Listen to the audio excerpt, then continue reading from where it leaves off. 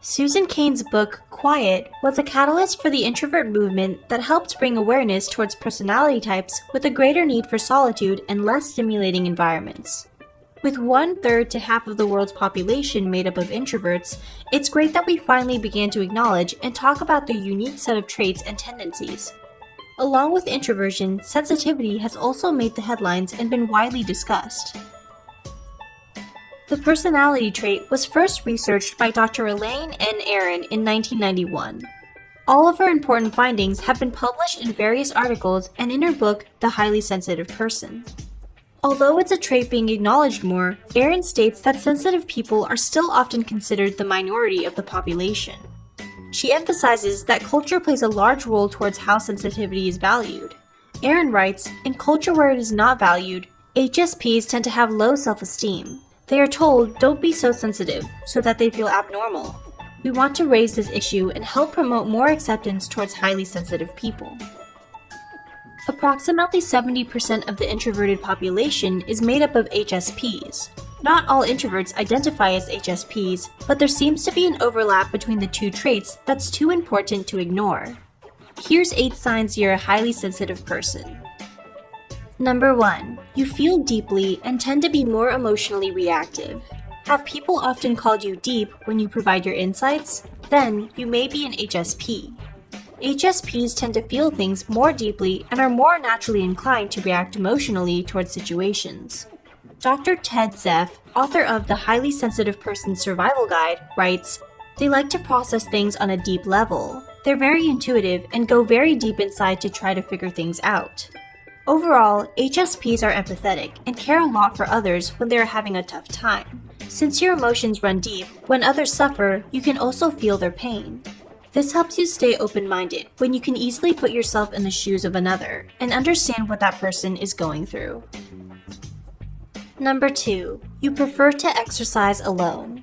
Highly sensitive people often avoid team sports because they are uncomfortable with an audience watching their every move. According to Dr. Zeff, the majority of HSPs gravitate towards solitary sports, such as running, hiking, and bicycling. This allows time for you to reflect and get away from overstimulating environments as you simultaneously work on reaching your fitness goals. However, in some circumstances, HSPs may enjoy playing in team sports if they are brought up by a parent who provided a supportive environment that made it easier for them to get involved. If you were encouraged by a nurturing family and good friends, then you may find yourself flourishing in team sports too. Nurturing one's sensitivity is the key to helping them grow comfortable with activities they may not be naturally inclined to enjoy, because it allows them to feel safe to take risks. Number 3. It takes you longer to make decisions because you are concerned about making a wrong or bad decision. When you're sensitive, it takes you more time to make decisions, even though there may not be a right or wrong one. For instance, it may take you longer than others to choose what you want to eat from a restaurant menu. This is because you have a tendency towards weighing all the options that are provided.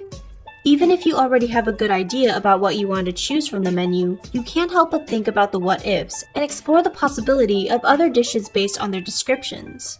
As a result, when it comes to making big, life-changing decisions, such as where you want to move or what career you want to work, you may often feel paralyzed and overwhelmed by the various potential outcomes you imagine from each possibility. Number 4. You pay attention to subtlety and small details in general. You're sensitive to changes in your immediate environment and the people who surround you. You may notice the small details, such as the new color someone paints their nails or the tiny crack on someone's lamp that wasn't initially there.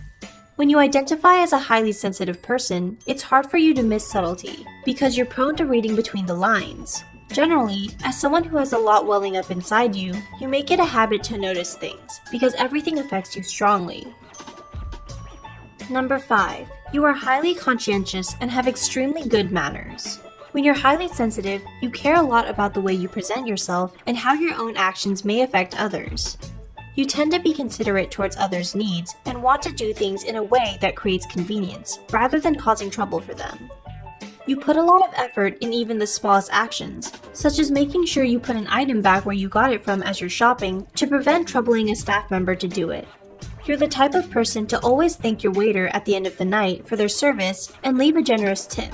It leaves you feeling uncomfortable when you're not exhibiting polite mannerisms to the best of your ability. Number 6. You are prone to having anxiety or depression, especially if you've had many bad past experiences. As an HSP, if you experience a lot of negative events in your life, you may have developed anxiety or depression over the years. According to Dr. Erin, this is because your nervous system often operates in anxious mode when you don't feel safe in your environment. Your nervous system is meant to alert you about potential danger, so when it's used to doing that in abundance, it causes you to stay on edge for long periods of time. This is why it's crucial to have parents who nurture your sensitivity with just the right amount of care. If they make you feel ashamed for being sensitive, it prevents you from understanding and using your sensitivity in a productive way that can help you grow. But if they protect you too much because of your sensitivity, then it may cause you to have difficulty making transitions in life and adapting to new situations. Number 7. Violent or horror movies are not your cup of tea. When you're highly sensitive, you are overly stimulated by violent or horror films that sensation seekers often get a good adrenaline rush from. Realize that there's nothing wrong with turning down horror movies. Your nervous system will be much happier that you did what's best for you. Number 8. You work well in team environments. When you're highly sensitive, you tend to be a deep thinker. This makes you a valuable person in team settings because you're able to analyze situations and figure out how everyone's strengths and talents can be used to help the team work more efficiently. In addition, you can also identify many of the pros and cons when it comes to decision making. However, you may not be comfortable with being the person in charge of making the actual decisions. Instead, you may like to play the role of someone who negotiates and helps facilitate discussions, rather than the person who has to take action. Still, with the right amount of encouragement and good practice, HSPs can make exceptional leaders with their ability to empathize with their coworkers and having an open mind when problem solving. Would you consider yourself a highly sensitive person? Do you agree with these points? Leave your thoughts in the comments below. Don't forget to subscribe, and thanks for watching.